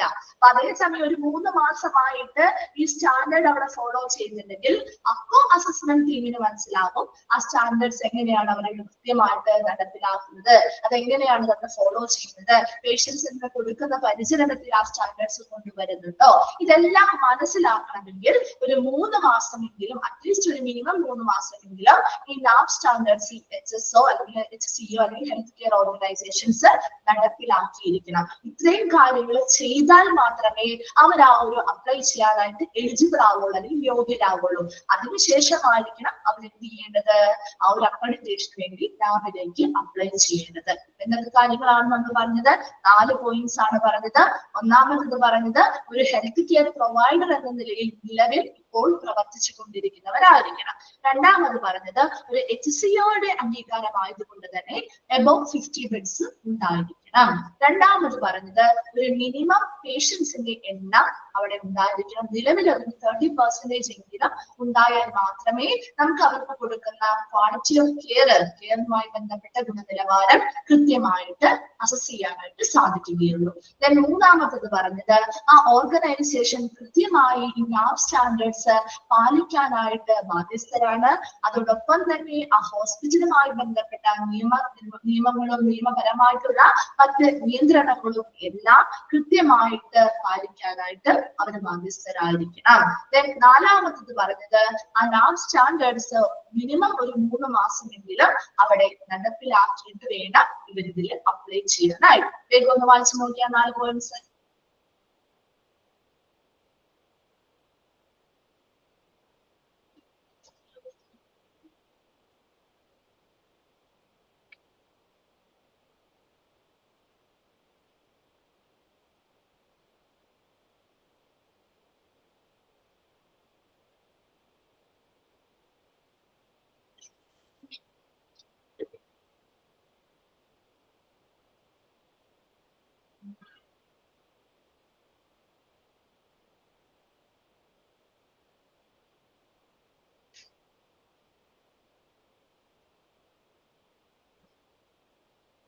ക്ലിയർ ആണോ? ഓക്കെ ആണോ? എല്ലാവർക്കും മനസ്സിലായോ? ഓക്കെ ഓക്കെ, നെക്സ്റ്റ് നോക്കാം കേട്ടോ. These standards are to be used by the whole organization and not for a specific service within the organization. അതായത് ഇപ്പൊ ഇവിടെ സ്റ്റാൻഡേർഡ് നമ്മൾ നടപ്പിലാക്കി. ആ സ്റ്റാൻഡേർഡ്സ് എങ്ങനെയായിരിക്കണം? ആ ഒരു ഓർഗനൈസേഷന് മൊത്തത്തിൽ അവിടെ അത് പാലിക്കപ്പെടണം, അല്ലെ? ഉപയോഗിക്കണം. അല്ലാതെ ഒരു സ്പെസിഫിക് സർവീസുകൾക്ക് വേണ്ടി മാത്രം നമുക്ക് അവിടെ യൂസ് ചെയ്യാൻ പറ്റില്ല. അവിടെ ഒരു സ്പെസിഫിക് സർവീസിന് മാത്രം വേണ്ടിയല്ല ഈ ഒരു സ്റ്റാൻഡേർഡ് നമ്മൾ അവിടെ നടപ്പിലാക്കുന്നത്. മറിച്ച് എന്താ, ആ ഒരു ഓർഗനൈസേഷന്റെ മൊത്തത്തിലുള്ള എല്ലാ കാര്യങ്ങൾക്കും ഈ സ്റ്റാൻഡേർഡ്സ് ഉപയോഗിക്കണം. Then the organization offer several services. ഒരു സ്ഥാപനം ഒത്തിരി സർവീസുകൾ, അല്ലെ, നിരവധി സർവീസുകൾ നമുക്ക് വാഗ്ദാനം ചെയ്യുന്നുണ്ട്. And the standards are equally applicable to all services within the health organization. അവർ നൽകുന്ന എല്ലാ സർവീസുകൾക്കും തുല്യമായ രീതിയിൽ ഈ സ്റ്റാൻഡേർഡ്സ് അല്ലെങ്കിൽ ഈ മാനദണ്ഡങ്ങൾ എന്ത് ചെയ്യണം? പാലിക്കേണ്ടതായിട്ടുണ്ട്. അപ്പൊ ഒരു സർവീസിന് മാത്രം ഈ സ്റ്റാൻഡേർഡ് പാലിക്കാം, മറ്റൊരു സർവീസിന് വേണ്ട എന്നുള്ളതല്ല. അക്രഡിറ്റേഷൻ ലഭ്യമായി കഴിഞ്ഞാൽ അല്ലെങ്കിൽ നാപ് സ്റ്റാൻഡേർഡ്സ് പാലിക്കാൻ തുടങ്ങിയാൽ അത് ആ സ്ഥാപനത്തിലെ എല്ലാ സർവീസുകൾക്കും ഒരേപോലെ ബാധകമായിട്ട് ഒരേപോലെ പാലിച്ചുകൊണ്ടായിരിക്കണം നടത്തേണ്ടത്. Then it's virtual for the hospital to make a definite plan of action for obtaining accreditation. ഇവിടെ അക്രഡിറ്റേഷൻ കിട്ടാൻ വേണ്ടിയിട്ട് അല്ലെങ്കിൽ അക്രഡിറ്റേഷൻ നേടുന്നതിന് വേണ്ടി ഈ ഹോസ്പിറ്റൽ എന്ത് ചെയ്യണം? ഒരു ഡെഫിനിറ്റ് പ്ലാൻ ഓഫ് ആക്ഷൻ, എന്താണ്? ഒരു കൃത്യമായ ഒരു പ്രവർത്തന പദ്ധതി, അല്ലെ? ഒരു അക്രഡിറ്റേഷൻ കിട്ടുന്ന എന്ന് പറയുന്നത് ഒരു നിസ്സാര കാര്യമല്ല, അല്ലെ? അവിടെ ഒരു അക്രഡിറ്റേഷൻ കിട്ടുന്നതിന് വേണ്ടി ആ ഹോസ്പിറ്റൽ എന്ത് ചെയ്യണം? അതിന് വേണ്ടിയിട്ട് നേടിയെടുക്കാൻ വേണ്ടിയിട്ട് ഒരു കൃത്യമായ ഒരു പ്രവർത്തന പദ്ധതി തയ്യാറാക്കണം. അതോടൊപ്പം തന്നെ a nominated person to coordinate all activities related to seeking accreditation. Accreditation നേടുന്നതുമായി ബന്ധപ്പെട്ടുള്ള എല്ലാ പ്രവർത്തനങ്ങളും കൃത്യമായിട്ട് കോർഡിനേറ്റ് ചെയ്യാൻ അല്ലെങ്കിൽ ഏകോപിപ്പിക്കുന്നതിന് വേണ്ടി ഒരു പേഴ്സണെ, ഒരു വ്യക്തിയെ നാമനിർദ്ദേശം ചെയ്യുകയും വേണം. മനസ്സിലായോ? ഇപ്പൊ ഒരു ഹോസ്പിറ്റലില് അക്രഡിറ്റേഷൻ വേണം അല്ലെങ്കിൽ അവർക്ക് അക്രഡിറ്റേഷൻ നേടണമെങ്കിൽ അവർ അതിനു വേണ്ടി എന്ത് ചെയ്യണം? ഒരു കൃത്യമായ പ്രവർത്തന പദ്ധതി, എങ്ങനെ പ്രവർത്തിച്ചാൽ നമുക്ക് ഒരു അക്രഡിറ്റേഷനിലേക്ക് എത്താം, അതിനു വേണ്ടി ഒരു കൃത്യമായ ഒരു പ്ലാൻ തയ്യാറാണ്. ഓക്കെ ആണോ? അതുകൂടാതെ ഈ പ്ലാനുകൾ കൃത്യമായിട്ട് നടപ്പിലാക്കണമെങ്കിൽ അത് നേതൃത്വം കൊടുക്കാൻ ഒരു വ്യക്തി വേണ്ടേ? എല്ലാ കാര്യങ്ങളും മേൽനോട്ടം വഹിക്കാനും ഈ പ്രവർത്തനങ്ങളൊക്കെ അവിടെ നല്ല രീതിയിൽ നടത്തിയെടുക്കാൻ വേണ്ടി ഒരു വ്യക്തി വേണ്ടേ? അതിനുവേണ്ടി ഒരു വ്യക്തിയെ നമ്മൾ അതിനു വേണ്ടി ചുമതലപ്പെടുത്തുകയും വേണം. അതാണ് ഇവിടെ നോമിനേറ്റഡ് പേഴ്സൺ എന്ന് ഉദ്ദേശിക്കുന്നത് കേട്ടോ. ആ ഒരു വ്യക്തിയെ നമ്മൾ ആ ഒരു ചുമതല അവരിലേക്ക് കൊടുക്കുകയാണ് ചെയ്യുക. Then an official nominated, അത് ഏത് ഉദ്യോഗസ്ഥനാണോ ആ ഒരു നോമിനേറ്റഡ് ആയിട്ടുള്ള വ്യക്തി അല്ലെങ്കിൽ ആ ഏത് ഉദ്യോഗസ്ഥൻ, ആ ഹോസ്പിറ്റലിൽ തന്നെയുള്ള നന്നായി പ്രവർത്തിക്കുന്ന ഒരു വ്യക്തിയായിരിക്കും നമ്മൾ തിരഞ്ഞെടുക്കുന്നത് അല്ലെ. അപ്പൊ ആ ഒരു ഹോസ്പിറ്റലിൽ തന്നെ നന്നായി തിരഞ്ഞെടുത്തിരിക്കുന്ന ആ ഒരു ഉദ്യോഗസ്ഥൻ എന്താണ് ചെയ്യേണ്ടത്? The hospital should be familiar with the latest standards of the hospital quality management system. അപ്പൊ ഈ ഒരു ഹോസ്പിറ്റലിൽ നമ്മൾ ഈ പറയുന്ന നോമിനേറ്റ് ചെയ്തിട്ടുള്ള ആ ഉദ്യോഗസ്ഥൻ എന്ന് പറയുന്ന ആ ഒരു വ്യക്തി എന്തിലെ പരിചയമുള്ളവരായിരിക്കണം? ഹോസ്പിറ്റലിലെ ക്വാളിറ്റി മാനേജ്മെന്റ് സിസ്റ്റവുമായി ബന്ധപ്പെട്ട ലേറ്റസ്റ്റ് സ്റ്റാൻഡേർഡ്സ്, അതായത് ഏറ്റവും പുതിയ മാനദണ്ഡങ്ങളെ കുറിച്ച് നല്ല രീതിയിൽ ഫെമിലിയർ ആയിട്ടുള്ള പരിചിതമായിട്ടുള്ള ഒരു വ്യക്തി കൂടിയായിരിക്കണം. അങ്ങനെ ഫെമിലിയർ ആയാൽ മാത്രമല്ലേ അവർക്ക് എല്ലാ കാര്യങ്ങളും പെട്ടെന്ന് നല്ല രീതിയിൽ പ്രവർത്തനങ്ങൾ നടത്തിയെടുക്കാൻ പറ്റുള്ളൂ. അതിൽ ഒരു അറിവില്ലാത്ത ഒരാളെ കൊണ്ടുവന്ന് നമ്മൾ അത് നോമിനേറ്റ് ചെയ്ത് ഹെഡായിട്ട് നിർത്തിയിട്ട് കാര്യമുണ്ടോ? ഇല്ല അല്ലെ. അപ്പൊ അവിടെ പുതിയതായിട്ടുള്ള സ്റ്റാൻഡേർഡുകളെ കുറിച്ചും ഒക്കെ നല്ലൊരു അറിവും പരിചയവും ആർക്കുണ്ടായിരിക്കണം? ഈ നോമിനേറ്റ് ചെയ്ത് വരുന്ന ആ ഒരു ഉദ്യോഗസ്ഥന് ഉണ്ടായിരിക്കണം. Then the hospital standards are freely available for downloading from the NAB website. താഴെ ഒരു വെബ്സൈറ്റ് ഒക്കെ കൊടുത്തിട്ടുണ്ട്. ആ വെബ്സൈറ്റുകളിലൂടെ നമുക്ക് NAB സ്റ്റാൻഡേർഡ്സ് ഫ്രീ ആയിട്ട് നമുക്ക് എന്ത് ചെയ്യാം? ഡൗൺലോഡ് ചെയ്ത് ഈ ഒരു വെബ്സൈറ്റിലൂടെ ഫ്രീ ആയിട്ട് നമുക്ക് ഡൗൺലോഡ് ചെയ്ത് ലഭ്യമാക്കാവുന്നതാണ്. അപ്പൊ എന്തൊക്കെ കാര്യങ്ങളാണ് ആ ഒരു പാരഗ്രാഫിൽ പറഞ്ഞത്? ഈ സ്റ്റാൻഡേർഡ്സ് എന്ന് പറയുന്നത് ഒരു സ്ഥാപനത്തില് നടപ്പിലാക്കുമ്പോൾ അത് ആ സ്ഥാപനത്തിലെ ഒരു സർവീസുകൾക്കോ രണ്ട് സർവീസുകൾക്കോ വേണ്ടിയല്ല, മറിച്ച് ആ സ്ഥാപനത്തിലെ മൊത്തത്തിലുള്ള എല്ലാ സർവീസുകൾക്കും വേണ്ടിയും അത് ഉപയോഗിക്കേണ്ടതാണ്. ഒരുപാട് സേവനങ്ങള് ഓരോ സ്ഥാപനങ്ങളും നൽകുന്നുണ്ട്. അവിടെ എല്ലാ സ്ഥാപനങ്ങൾക്കും തുല്യമായ രീതിയിൽ അല്ലെ ഒരുപോലെ ഈ സ്റ്റാൻഡേർഡ്സ് ബാധകമായിരിക്കും. ഇനി എന്താണ് അടുത്തത് പറഞ്ഞത്? ഈ NAB സ്റ്റാൻഡേർഡ്സ് അവർക്ക് നേടണമെങ്കിൽ അവരാദ്യം ഇതിനു വേണ്ടിയിട്ട് ഒരു കൃത്യമായ ഒരു പ്ലാൻ ഓഫ് ആക്ഷൻ, ഒരു പ്രവർത്തന പദ്ധതി എന്ത് ചെയ്യണം? നടപ്പിലാക്കാനായിട്ട് ഒരു പ്രവർത്തന പദ്ധതി തയ്യാറാക്കണം. ഈ പ്രവർത്തന പദ്ധതി എല്ലാം ഒരു പ്ലാൻ ഓഫ് ആക്ഷൻ നടപ്പിലാക്കാൻ വേണ്ടിയിട്ട് ഈ പറയുന്ന അക്രഡിറ്റേഷൻ നേടിയെടുക്കാൻ വേണ്ടിയിട്ട് അവിടെ നമ്മൾ ഒരു വ്യക്തിയെ എന്ത് ചെയ്യുന്നു? നോമിനേറ്റ് ചെയ്ത് തിരഞ്ഞെടുക്കുന്നു. ആ ഒരു ഉദ്യോഗസ്ഥനാണ് ഈ പറയുന്ന പ്രവർത്തനങ്ങളിലൂടെ അവിടെ എന്ത് കൊണ്ടുവരേണ്ടത്? നാവ് നേടിയെടുക്കുക, നാവിന്റെ ആ ഒരു അംഗീകാരം നേടിയെടുക്കേണ്ടത്. അതിനുവേണ്ടി നമ്മൾ നോമിനേറ്റ് ചെയ്യുന്ന ആ ഒരു ഉദ്യോഗസ്ഥൻ എന്ന് പറയുന്നത് അവർക്ക് ഈ പറയുന്ന ഹോസ്പിറ്റലിലെ ക്വാളിറ്റി മാനേജ്മെന്റ് സിസ്റ്റവുമായി ബന്ധപ്പെട്ട് പുതിയ സ്റ്റാൻഡേർഡ്, ഏറ്റവും പുതിയ സ്റ്റാൻഡേർഡുകളെ കുറിച്ച് വരെയും നല്ലൊരു അറിവും പരിചയ സമ്പന്നതയും ഉണ്ടായിരിക്കണം. നെക്സ്റ്റ് നമ്മൾ എന്താ പറഞ്ഞത്? ഒരു ഹോസ്പിറ്റൽ സ്റ്റാൻഡേർഡ്സുമായി ബന്ധപ്പെട്ട എല്ലാ മാനദണ്ഡങ്ങളെ കുറിച്ചുമുള്ള കാര്യങ്ങള് നമുക്ക് NABിന്റെ വെബ്സൈറ്റുകളിലൂടെ ഫ്രീ ആയിട്ട് ഡൗൺലോഡ് ചെയ്ത് ലഭ്യമാക്കാവുന്നതാണ്. ക്ലിയർ ആണോ? ആ ഒരു പാരഗ്രാഫ് വേറെ എക്സ്ട്രാ ഒന്നും പറയുന്നില്ല, നമുക്ക് മനസ്സിലാവുന്ന കാര്യങ്ങളല്ലേ ഉള്ളൂ. ഓക്കെ അല്ലേ? ജസ്റ്റ് അടുത്ത ഭാഗത്തേക്ക് കൂടി മിസ് പോട്ടെ, സിമ്പിൾ ആയിട്ടുള്ള കാര്യമാണ് കേട്ടോ. ജസ്റ്റ് ആ ഒരു ഇന്ന വെബ്സൈറ്റിൽ കയറിയാൽ നമുക്ക് കിട്ടും എന്നുള്ളതാണ് കാണിക്കുന്നത്. Then next പറയുന്നത് the hospital accreditation guidebook need to be prepared through the NAB website. ഇനി നമുക്ക് ഈ ഒരു ഹോസ്പിറ്റലിന്റെ അക്രഡിറ്റേഷൻ ഗൈഡ് ബുക്കുകൾ ഉണ്ട് അല്ലെ, പബ്ലിഷ് ചെയ്തിരിക്കുന്ന ഗൈഡ് ബുക്കുകള്. അങ്ങനെയുള്ള ഗൈഡ് ബുക്കുകള് NABിന്റെ വെബ്സൈറ്റിലൂടെ നമുക്ക് എന്ത് ചെയ്യാൻ പറ്റും? വാങ്ങാനായിട്ട് സാധിക്കും. Then one can purchase the guidebook on standards by making the payment at the website. ആ വെബ്സൈറ്റിൽ കയറി നമ്മൾ ആ പേയ്മെന്റ് എത്ര പണമാണോ ആ ഒരു ഗൈഡ് ബുക്കിന് ഉള്ളത്, ആ പേയ്മെന്റ് നമ്മൾ ചെയ്തു കഴിഞ്ഞാൽ ഏതൊരാൾക്കും നമുക്ക് ആ ഒരു ഗൈഡ് ബുക്ക് എന്ത് ചെയ്യാം? പർച്ചേസ് ചെയ്യാം അല്ലെങ്കിൽ വാങ്ങാം. വേറൊന്നും പറയാനില്ലല്ലോ ഇതില്, ജസ്റ്റ് മനസ്സിലാക്കിയാൽ മതി. NABിന്റെ വെബ്സൈറ്റിലൂടെ നമുക്കത് പർച്ചേസ് ചെയ്യാൻ പറ്റും. ആവശ്യമായി പേയ്മെന്റ് കൊടുക്കേണ്ടതായിട്ട് വരും. അതിനുള്ള ആ ഒരു വെബ്സൈറ്റ് ആണ് ഇവിടെ കൊടുത്തിരിക്കുന്നത് കേട്ടോ. നെക്സ്റ്റ് പറയുന്നത് ഈ ഒരു ഭാഗം കൂടി പറഞ്ഞിട്ട് നമുക്ക് നിർത്താം. ഹൗ ടു അപ്ലൈ, എങ്ങനെ നമുക്ക് ഇനി നമ്മളിപ്പോ യോഗ്യതയും കാര്യങ്ങളൊക്കെ പറഞ്ഞു അല്ലെ, ഇനി എങ്ങനെ നമുക്ക് ഈ ഒരു NABിന് വേണ്ടി അപേക്ഷിക്കാം? ആ ഒരു സ്ഥാപനത്തിന് എങ്ങനെ അപേക്ഷിക്കാം? നമ്മളൊക്കെ ഓരോ അപ്ലിക്കേഷൻസ് അപേക്ഷിക്കുന്നത് പോലെ തന്നെയാണ്. Once the standards are implemented in the hospital, ഒരു 3 മാസമായിട്ട് അവർ ആ ഒരു സ്റ്റാൻഡേർഡ് ആ ഹോസ്പിറ്റലിൽ നടപ്പിലാക്കിക്കൊണ്ടിരിക്കുകയാണ് വിചാരിക്കുക. അവർക്ക് എന്ത് ചെയ്യാം? The hospital can apply for accreditation online from the website. അവർക്ക് ഓൺലൈനില് ഈ പറയുന്ന www.nab.gov nav.com എന്ന് പറയുന്ന ഈ വെബ്സൈറ്റിലൂടെ അവർക്ക് ആ ഒരു അക്രഡിറ്റേഷന് വേണ്ടി ഓൺലൈനായിട്ട് അപേക്ഷ കൊടുക്കാവുന്നതാണ്. അപ്പൊ അവിടെ 3 മാസമെങ്കിലും മിനിമം ആ നാവ് സ്റ്റാൻഡേർഡ്സ് ഇംപ്ലിമെന്റ് ചെയ്തവർക്ക് മാത്രമേ ഇവിടെ അപ്ലൈ ചെയ്യാൻ പറ്റുള്ളൂ കേട്ടോ. അങ്ങനെ ഇംപ്ലിമെന്റ് ചെയ്ത് കഴിഞ്ഞിട്ടുണ്ടെങ്കിൽ ആ 3 മാസം കഴിഞ്ഞാൽ അവർക്ക് എന്ത് ചെയ്യാം, ഈ പറയുന്ന www.nav.com എന്ന് പറയുന്ന വെബ്സൈറ്റിലൂടെ ഓൺലൈനായിട്ട് നാവിന്റെ അക്രഡിറ്റേഷന് വേണ്ടി അവർക്ക് അപേക്ഷ സമർപ്പിക്കാം. അതിനുവേണ്ടി use A new email ID four registration ആദ്യം ചെയ്യണം.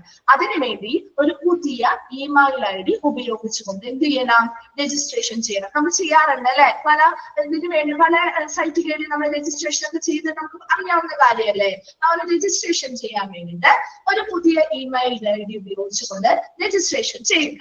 ഇനി choose hospital full accreditation as application type. ഏത് ആപ്ലിക്കേഷൻ ടൈപ്പ് ആണ് അവിടെ സെലക്ട് ചെയ്യേണ്ടത്? ഹോസ്പിറ്റലിന്റെ ഫുൾ അക്രഡിറ്റേഷൻ എന്നുള്ള ആ ഒരു ടൈപ്പ് ആണ് അവിടെ സെലക്ട് ചെയ്ത് കൊടുക്കേണ്ടത്. മനസ്സിലായോ? ആദ്യം ഒരു പുതിയ ഇമെയിൽ ID ഉപയോഗിച്ചുകൊണ്ട് രജിസ്ട്രേഷൻ ചെയ്യണം. അതിനുശേഷം അവിടെ ചൂസ് ചെയ്യേണ്ടത് ഏത് ആപ്ലിക്കേഷൻ ടൈപ്പ് ആണ്? ഹോസ്പിറ്റലിലെ ഫുൾ അക്രഡിറ്റേഷൻ എന്ന് പറയുന്ന ആ ഒരു ആപ്ലിക്കേഷൻ ടൈപ്പ് ആണ് ചൂസ് ചെയ്യേണ്ടത്. മൂന്നാമത്തത്, the NAV shall activate the email ID and provide you the login and password. അപ്പൊ നമ്മൾ ഇവിടെ ജസ്റ്റ് രജിസ്ട്രേഷൻ ചെയ്യുന്നു, ഏത് ടൈപ്പ് ഓഫ് ആപ്ലിക്കേഷൻ ആണെന്ന് ചൂസ് ചെയ്ത് കൊടുക്കുന്നു. അതിനുശേഷം NAV എന്ത് ചെയ്യും? NAV shall activate. NAV എന്തൊക്കെ സജീവമാക്കി നൽകും? അവർക്ക് ആ ഇമെയിൽ ID ആക്ടിവേറ്റ് ആകും, സജീവമാക്കും. അതിനുശേഷം ആ ഒരു ഇമെയിൽ IDയിലേക്ക് നമ്മുടെ ലോഗിൻ ആണ് പാസ്വേഡ് അയച്ചു തരും. ആണോ? നമുക്ക് തരാറില്ലേ നമ്മുടെ ഇമെയിൽ IDയിലേക്ക് ലോഗിൻ ചെയ്യേണ്ട ലോഗിൻ IDയും പാസ്വേഡും തരാറില്ലേ? അത് പ്രൈവസി ആയിട്ട് നമുക്ക് അയച്ചു തരും അല്ലേ? ആ ഒരു ഇമെയിൽ ID ആദ്യം ആക്ടിവേറ്റ് ആക്കിയിട്ട് മാത്രമേ ബാക്കിയുള്ള പ്രൊസീജിയേഴ്സ് നമുക്ക് ചെയ്യാൻ പറ്റുള്ളൂ. ആദ്യം ഒരു പുതിയ ഇമെയിൽ ID വെച്ചത് രജിസ്റ്റർ ചെയ്യുന്നു, ഏത് ടൈപ്പ് ഓഫ് ആപ്ലിക്കേഷൻ ആണ് ചൂസ് ചെയ്ത് കൊടുക്കുന്നു. അതിനുശേഷം നാബ വെബ്സൈറ്റിൽ എന്ത് ചെയ്യുന്നു? ആ ഇമെയിൽ ID ആക്ടിവേറ്റ് ചെയ്തതിനു ശേഷം ആ ഇമെയിൽ IDയിലേക്ക് നമ്മുടെ ലോഗിൻ ചെയ്യാൻ വേണ്ടിയിട്ടുള്ള IDയും പാസ്വേഡും സെൻഡ് ചെയ്ത് തരും. ഇനി നമ്മൾ എന്ത് ചെയ്യണം? ആ using the above login and password പറഞ്ഞിരിക്കുന്ന ആ ലോഗിൻ IDയും പാസ്വേഡും ഉപയോഗിച്ച് നമ്മൾ പിന്നെയും എന്ത് ചെയ്യണം? ഇവിടെ ലോഗിൻ ചെയ്ത് ആ ഒരു വെബ്സൈറ്റിലേക്ക് കയറണം അല്ലെ. നമ്മൾ ചെയ്തിട്ടില്ലേ? നമ്മൾ ആദ്യം രജിസ്ട്രേഷൻ ചെയ്യണം. അതിനുശേഷം നമുക്ക് ഈ പാസ്വേഡും യൂസർ IDയും കിട്ടാൻ മാത്രമേ നമുക്ക് മെയിൻ പേജിലേക്ക് കയറാൻ പറ്റുള്ളൂ അല്ലെ. അവിടെ എന്ത് ചെയ്യുന്നു? ഈ കിട്ടിയിരിക്കുന്ന ലോഗിൻ ആൻഡ് പാസ്വേഡ് ഉപയോഗിച്ചുകൊണ്ട് നമ്മൾ പിന്നെയും ഈ വെബ്സൈറ്റിൽ കയറി അതെന്ത് ചെയ്യണം? ലോഗിൻ ചെയ്ത് ആ ഒരു മെയിൻ ആപ്ലിക്കേഷൻ ഫോമിലേക്ക് എത്താം. ഇതാണ് ഇവിടെ one can fill the application form. ആ ഒരു ലോഗിൻ IDയും പാസ്വേഡ് ഉപയോഗിച്ച് നമുക്ക് ആ ഒരു ആപ്ലിക്കേഷൻ ഫോം എന്ത് ചെയ്യാൻ പറ്റും? ഫിൽ ചെയ്ത് കൊടുക്കാനായിട്ട് പറ്റും. ക്ലിയർ ആണോ? എങ്ങനെയാണെന്നുള്ളത് നമ്മൾ ചെയ്യുന്ന പ്രൊസീജിയേഴ്സ് ഒക്കെ തന്നെയാണ്. അതുകൊണ്ടാണ് വേഗം ഒന്ന് പറഞ്ഞു പോയത്. ഒത്തിരി അങ്ങനെ എക്സ്പ്ലെയിൻ ചെയ്യേണ്ട കാര്യമില്ലല്ലോ. അറിയാവുന്ന നമ്മൾ എപ്പോഴും ചെയ്യുന്ന കാര്യങ്ങളൊക്കെ തന്നെ. ഇതല്ലെങ്കിൽ കൂടി വേറെ രീതിയിലുള്ളതാണെങ്കിലും ഇതേ രീതി തന്നെയാണ് ഫോളോ ചെയ്യുന്നത് അല്ലെ. ഇത്രയും കാര്യങ്ങൾ നമ്മൾ പറഞ്ഞിട്ടുണ്ട്. നെക്സ്റ്റ് വരുന്നതൊക്കെ ഈ പറയുന്ന അക്രഡിറ്റേഷൻ പ്രോസസ് എങ്ങനെയാണ്? നമ്മളൊരു ആപ്ലിക്കേഷൻ കൊടുത്താൽ എന്തൊക്കെ രീതിയിൽ എന്തൊക്കെ പ്രോസസ്സിലൂടെയാണ് നമുക്ക് ലാസ്റ്റ് അക്രഡിറ്റേഷൻ അംഗീകാരം കിട്ടുന്നത്? അതിനു വേണ്ടിയുള്ള പ്രോസസ്സുകളാണ് പറയുന്നത് കേട്ടോ. മീൻസ് ആദ്യം ഓരോ പ്രോസസ്സുകൾ എന്താണെന്ന് പറഞ്ഞിട്ട് ഈ ഒരു ചാർട്ട് എടുക്കുള്ളൂ കേട്ടോ. കാരണം ഈ ഒരു ചാർട്ടില് എല്ലാത്തിനും ഹെഡിങ്ങുകൾ മാത്രമേ ഉള്ളൂ. നിങ്ങൾക്ക് എന്താണ് പറയുന്നതെന്നുള്ളത് മനസ്സിലാവില്ല. അപ്പൊ അതിന് പകരം നമ്മൾ ഓരോ സ്റ്റെപ്പുകൾ എന്താണെന്നുള്ളത് പഠിച്ചു കഴിഞ്ഞിട്ട് ഇതിലേക്ക് വരികയാണെങ്കിൽ കുറച്ചും കൂടി നിങ്ങൾക്ക് കണക്ട് ചെയ്യാൻ പറ്റുന്നതാണ് തോന്നുന്നത്. അപ്പൊ അങ്ങനെ ഓരോ സ്റ്റെപ്പായിട്ടാണ് നമ്മൾ ഇനി അടുത്ത ക്ലാസ്സിൽ പഠിക്കാം കേട്ടോ. ഓക്കെ, ഇത്രയും ഭാഗം കഴിഞ്ഞു. ഇങ്ങനെ ബാക്കി നമുക്ക് നെക്സ്റ്റ് ക്ലാസ്സിൽ എടുക്കാം കേട്ടോ. ഇത്രയും കാര്യങ്ങൾ ക്ലിയർ ആണോ? ഡൗട്ട്സ് എന്തെങ്കിലും ഉണ്ടോ?